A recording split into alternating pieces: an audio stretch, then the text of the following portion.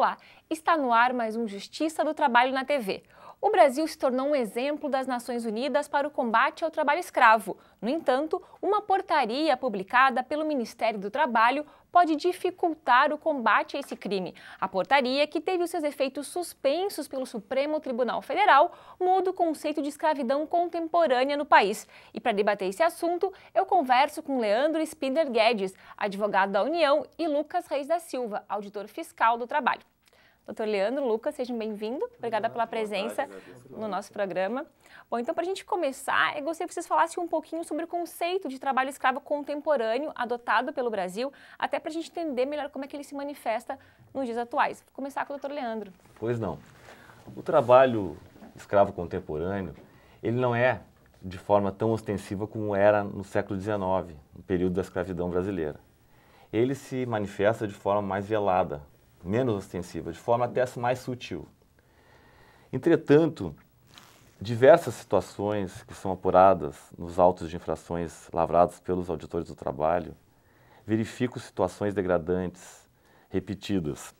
A partir da ação fiscal, são detectadas, são verificadas diversas irregularidades graves que analisadas conjuntamente, progressivamente, levam à caracterização do trabalho escravo.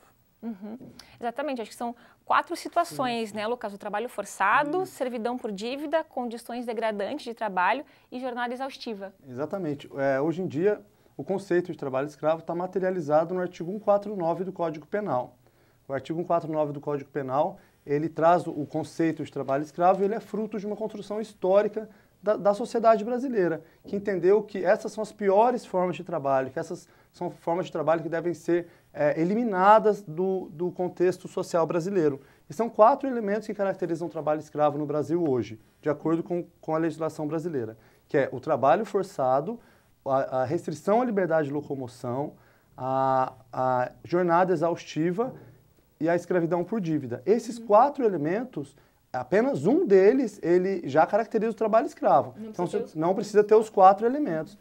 A ocorrência de apenas um deles já caracteriza o trabalho escravo. Então, se a gente constata, por exemplo, o trabalho forçado, a gente já caracteriza o trabalho escravo. Se a gente configura ali naquela situação concreta a restrição à liberdade de locomoção ou a degradância, isso já fica caracterizado pelo conjunto de vários autos de infração lavrados naquela ação fiscal, como o doutor disse, aquela situação ela fica caracterizada como trabalho escravo. É importante a gente entender que esse conceito de trabalho escravo, conceito moderno de trabalho escravo no Brasil, ele é bastante atual, ele é bastante elogiado pelo conjunto dos outros países, inclusive, pelo conjunto dos países que compõem a OIT, pelo conjunto dos países da América Latina, pela sociedade civil brasileira, pela CPT, pela Comissão Pastoral da Terra, pela sociedade civil. Então, é um conceito de trabalho escravo bastante moderno, bastante atualizado, bastante contemporâneo e que, por 20 anos, ele foi responsável pelo resgate de mais de 52 mil brasileiros da condição análoga de escravo. Então, é importante a gente entender que esse conceito, da forma como ele está estabelecido no Código Penal, ele tem contribuído para que trabalhadores saiam das piores formas de trabalho que a gente encontra no campo e na cidade brasileira. Sim, que se consigam resgatar os trabalhadores, né? Sim. Então, justamente agora eu gostaria de entrar na discussão, uma discussão mais polêmica, que foi a portaria editada pelo Ministério do Trabalho, que alterou, então, o conceito de trabalho escravo. Eu gostaria de saber o que diz exatamente essa portaria e qual que é a situação atual hoje. A portaria ela acaba por restringir a atuação dos auditores fiscais, restringindo suas atividades. Ela também restringe a forma de divulgação da lista suja e acaba por enfim, prejudicar todas as atuações fiscais em relação à proteção do trabalhador, do trabalho digno. Exatamente. O que o doutor Leandro coloca é que, além de dificultar essa atuação do auditor fiscal do trabalho, ela acaba por alterar, inclusive, o conceito de trabalho escravo. Ela dificulta exatamente de que forma? Ela dificulta de algumas formas. Por exemplo, ela prevê que, para a caracterização do trabalho escravo, deve existir a lavratura de um boletim de ocorrência, de um BO, de uma autoridade policial. Só que, muitas vezes, o auditor fiscal do trabalho no campo, ele não vai acompanhado de polícia. E se ele sai para chamar a polícia para fazer o boletim de ocorrência, ele perde o flagrante da situação. Isso é um dificultador da nossa atuação como auditor fiscal do trabalho. Além disso, na maioria das vezes que o Grupo Móvel de Trabalho Escravo, por exemplo, ele sai para o campo brasileiro para realizar os resgates, ele está acompanhado da Polícia Federal e da Polícia Rodoviária Federal, em quase a totalidade das vezes. E nem a PRF e nem a PF possuem esse expediente do boletim de ocorrência que é previsto na portaria. Ou seja, a portaria ela dificulta o trabalho do auditor fiscal do trabalho, além dela dificultar também a lista suja, que a gente pode falar daqui a pouco sobre ela. Isso não, vou querer falar assim mais para frente, mas acho que talvez o principal dessa portaria é que ela muda esse conceito do trabalho escravo que a gente conversou até agora, que eram 4 situações, né, para uma situação de restringir a liberdade. Isso. Essa portaria, ela subordina esses outros 3 elementos à restrição à liberdade de locomoção. Então, a degradância, jornada exaustiva e trabalho forçado, eles vão estar subordinados ao elemento da restrição à liberdade de locomoção. Isso é um grande problema que a gente encontra hoje durante as fiscalizações, porque muitas vezes o trabalhador ele é submetido a condições que nem os animais vivem naquela fazenda. A gente já fiscalizou, por exemplo, já resgatei trabalhadores em condições análogas a de escravo no Grupo Móvel de Combate ao Trabalho Escravo, que trabalhadores eles estavam bebendo a água onde os animais bebiam, e a mesma água que eles usavam para beber e para cozinhar era a água que usavam para satisfação das suas necessidades fisiológicas, aquela mesma água, sem banheiro, sem água potável, sem local para dormir sob as árvores ou em lona, e vivendo em situação pior do que os próprios animais da fazenda.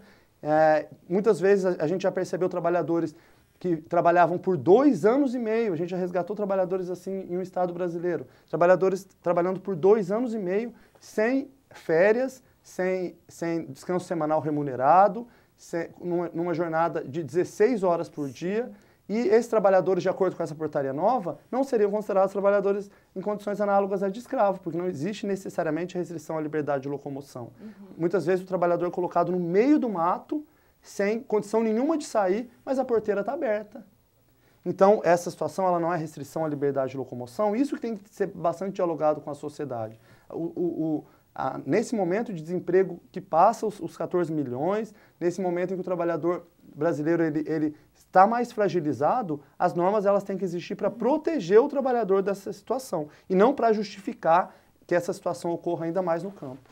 Acho que nem antigamente, na época da escravidão mesmo, os escravos não ficavam acorrentados, né? Não ficavam presos, eles tinham liberdade de circular pelas fazendas. Né? Exatamente. Eu já vi algumas críticas a essa portaria dizendo que essa portaria é um retrocesso de um século, né? Mas eu acho que ela é mais. Ela não é um retrocesso de um século, ela é um retrocesso de pelo menos 3 séculos. Aí que entra o conceito de retrocesso social. Exatamente. O que é o retrocesso social? Em tema de proteção de direitos humanos e de trabalhadores, nunca poderá haver um regresso, um retrocesso às situações anteriores em relação às conquistas já obtidas pelo trabalhador. Ao contrário, deve haver avanços sociais, avanços civilizatórios, no sentido de criar novos direitos e ampliar os já existentes. Nunca diminuir aquilo que já foi conquistado. E essa portaria, ela claramente restringe esses direitos, essas conquistas sociais já que o Brasil, inclusive, vem sendo elogiado, inclusive pela OIT, a Organização Internacional do Trabalho, como um modelo a ser aplicado no Brasil e lá fora. Bom, doutor Leandro, Lucas, eu tenho que chamar o nosso primeiro intervalo. Tá certo. A gente já volta, é 1 minuto.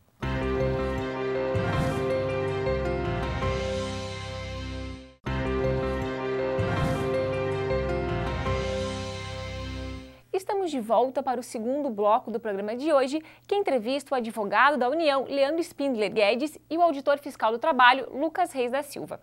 Bom, doutor Leandro, eu vou começar esse bloco retomando a questão da portaria, de como é que está a situação hoje, porque ela foi suspensa pelo Supremo Tribunal Federal, né? Exatamente, Letícia. Ela se encontra suspensa por força da concessão de uma liminar na ação na DPF número 489, proposta pelo Partido Rede. A ministra Rosa Weber, ela suspendeu essa portaria até decisão plenária sobre o mérito. Então, o que acontece? A situação que estamos encontrando atualmente aqui, essa portaria está afastada do mundo jurídico. Então, portanto, ao meu ver, ela pode ser aplicada, ela poderá ser aplicada a portaria anterior, a interministerial número 4 de 2016. Essa sim permite a atuação dos auditores do trabalho na detecção, na verificação, na apuração das irregularidades trabalhistas gravíssimas que ocorrem no Brasil, que levam à caracterização do crime de redução à condição análoga de escravo. Uhum. Justamente os auditores fiscais do trabalho, na época que essa portaria foi editada, eles suspenderam as operações, né? Por quê, Lucas? A gente suspendeu as operações na tentativa de sensibilizar o governo e a sociedade sobre o retrocesso que significa essa portaria, né? Nós paramos, inclusive, operações do Grupo Móvel de Combate ao Trabalho Escravo e paramos em várias superintendências de várias capitais brasileiras para que a sociedade entenda que, na verdade, é um retrocesso, como eu dizia, um retrocesso de 3 séculos. Porque nem mesmo essa portaria coloca como pré-requisito para a caracterização da escravidão no Brasil questões que nem há 3 séculos atrás era visto na escravidão colonial brasileira. Por exemplo, a restrição à liberdade de locomoção.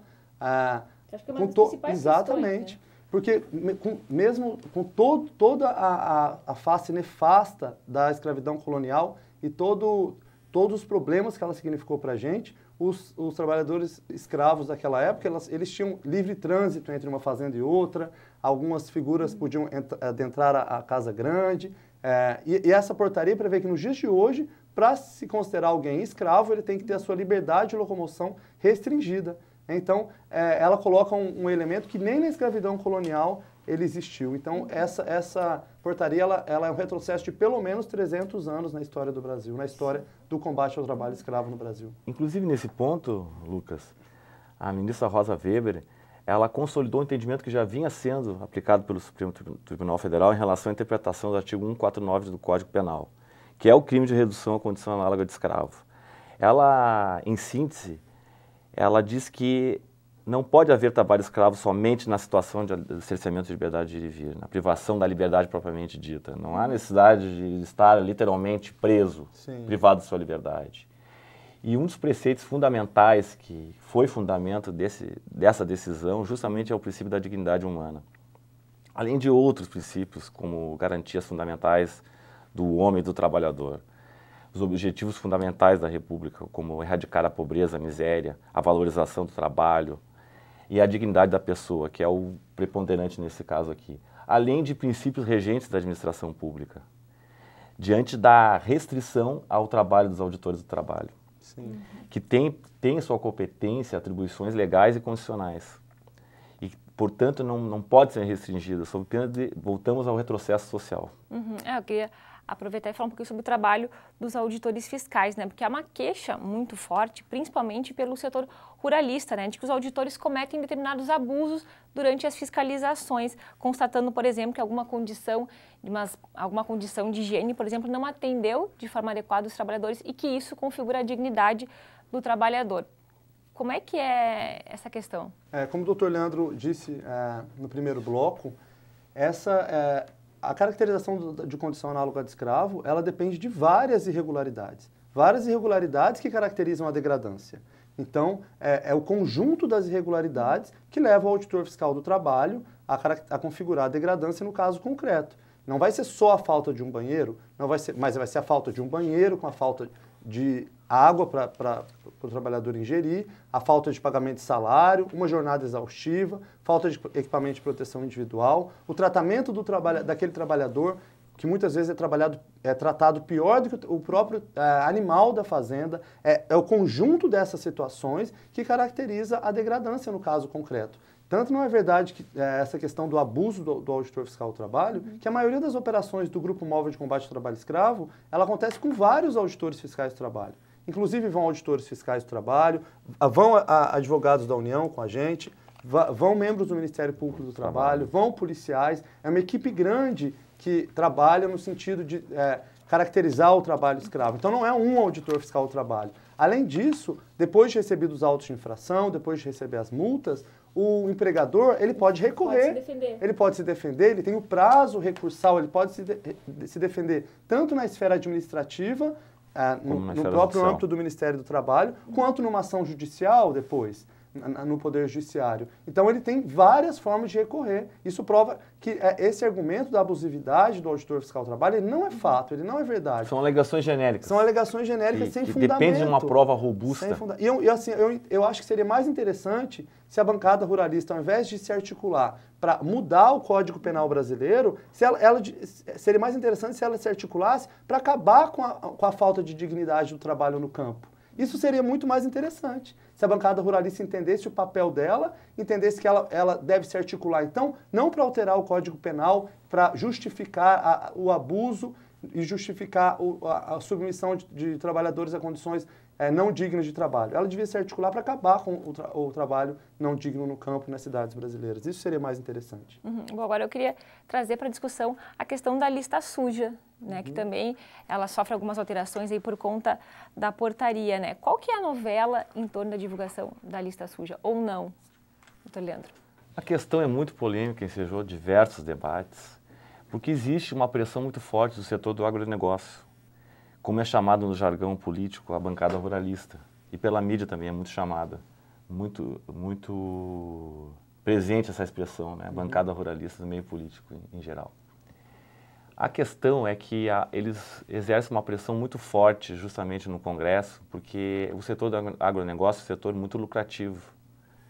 Então, eles alegam que haveria mais custos, que perderiam a concorrência em relação aos demais, que porventura descumpra essas normas. Mas são todas alegações desprovidas de conteúdo. E o que seria exatamente a lista suja? A lista suja é um cadastro de empregadores que são flagrados no cometimento do crime de trabalho escravo. Então, quando uma empresa, um empregador, um fazendeiro, ele é flagrado cometendo esse crime, ele tem o seu nome inscrito na lista suja e permanece lá por 2 anos, até que seu nome é retirado da lista, ou numa ação judicial, ou quando num recurso no âmbito administrativo, o seu nome sai da lista suja. Mas a lista suja é basicamente um cadastro de empregadores flagrados cometendo o crime de redução de alguém à condição análoga de escravo. Não, a lista suja ela serve como um instrumento de transparência e publicidade das ações do Estado no combate ao trabalho escravo e permite que a população tenha acesso a essas informações dentro da lei de transparência. E ela acaba por tornar claro à sociedade como é a conduta dos empregadores das empresas em geral. Isso é um instrumento eficaz de transparência e publicidade, como eu disse, e serve também como meio intimidatório, meio inibitório para que essas práticas sejam evitadas e, quem sabe, erradicadas totalmente no nosso país. Essa lista suja, ela só é publicada, ela só é divulgada a partir da sua organização, somente após o trânsito em julgado do processo administrativo. Então, portanto, existe uma gama de defesa, ampla defesa e contraditório que são assegurados. Muitas vezes o próprio empregador alega que não teve direito à defesa e que seu nome, a sua empresa, enfim, é incluída na lista suja. Né? Não, isso não é fato. O trabalhador ele tem direito à defesa, inclusive dos autos de infração, e depois disso, como o doutor bem explicou, depois disso seu nome é inscrito nesse cadastro chamado de lista suja. Doutor Leandro Lucas, eu vou ter que chamar mais um intervalo. A gente já volta para seguir a conversa sobre trabalho escravo contemporâneo. É 1 minuto.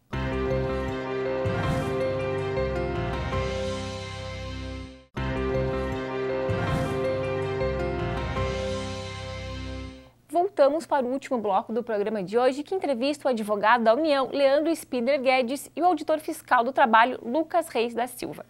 Nós estávamos falando sobre a questão da lista suja, né? A gente falou sobre a importância da sua divulgação, né? Da importância que ela tem para a sociedade e para o combate ao trabalho escravo. E agora eu gostaria de saber, afinal, de quem que é a responsabilidade, então, por organizar e divulgar a lista suja, Lucas? Sim, antes da portaria, que é inclusive a forma como tem sido feita agora, os auditores fiscais do trabalho, uma equipe técnica vinculada à divisão para erradicação do trabalho escravo em Brasília, essa equipe ela é responsável pela divulgação da lista suja. Então, essa equipe ela confere as empresas, confere os autos de infração e, a partir daquilo, a partir de todas essas informações, ela inclui e divulga a lista suja.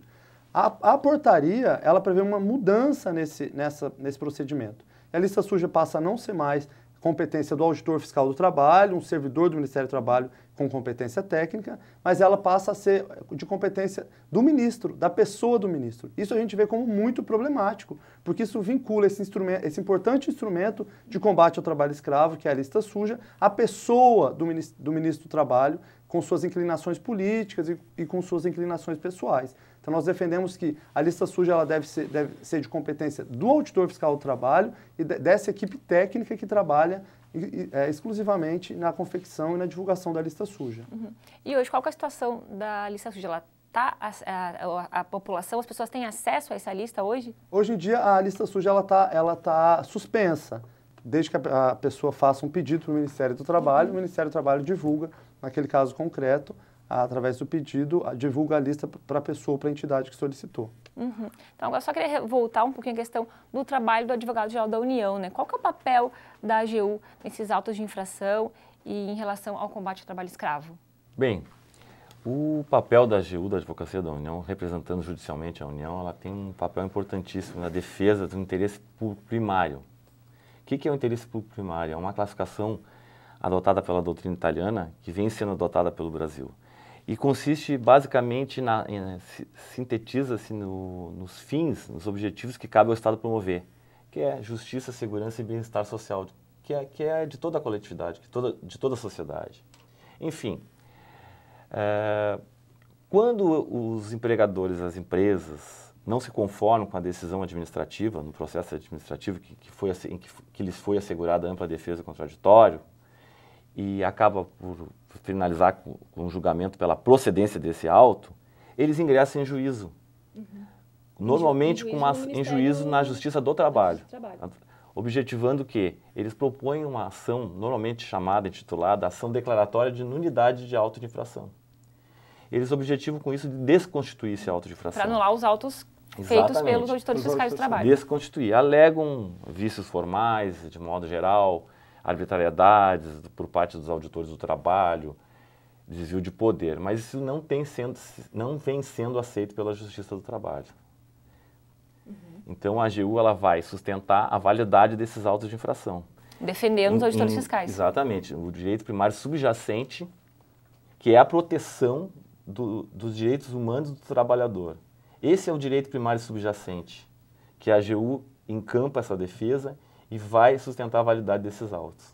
Para encerrar, eu gostaria que você deixasse uma mensagem para a sociedade sobre a importância de se combater o trabalho escravo contemporâneo. Doutor Leandro. A importância de se combater o trabalho escravo contemporâneo é essencial, importantíssima para as futuras gerações de trabalhadores. Porque se pretendemos chegar ao patamar de país civilizado, justo, solidário, é necessário que toda a sociedade, tanto os empregadores, empresas, compreendo bem isso. Para finalizar, eu gostaria de dizer que o trabalho escravo ele é uma realidade no Brasil, uma realidade no campo, nas cidades, que nesses 20 anos que os auditores fiscais do trabalho, que o Grupo Móvel de Combate ao Trabalho Escravo tem resgatado trabalhadores no Brasil, já foram 54 mil trabalhadores resgatados dessa condição. Acho então, que é importante dizer que não é só no campo, mas também trabalhador escravo urbano, né? Também na cidade. E eu gostaria que a sociedade compreendesse o risco e o problema que é a portaria 1129 do Ministério do Trabalho. O risco de degradação social, o risco de retrocesso social, como foi falado aqui, e que a sociedade se coloque contra essa portaria e que a sociedade se coloque ao lado do trabalhador para a construção de uma sociedade mais justa, mais fraterna e mais igual. Então, a necessidade agora de combater o trabalho escravo é combater essa portaria 1129. Uhum. Bom, agradeço muito a presença de vocês, foi um prazer conversar. Obrigada, doutor Leandro. Obrigada, Lucas. Muito obrigado, muito obrigado. Nós agradecemos, um prazer estar aqui. E assim a gente encerra o programa de hoje, que discutiu o trabalho escravo contemporâneo. Nos vemos no próximo programa. Até lá!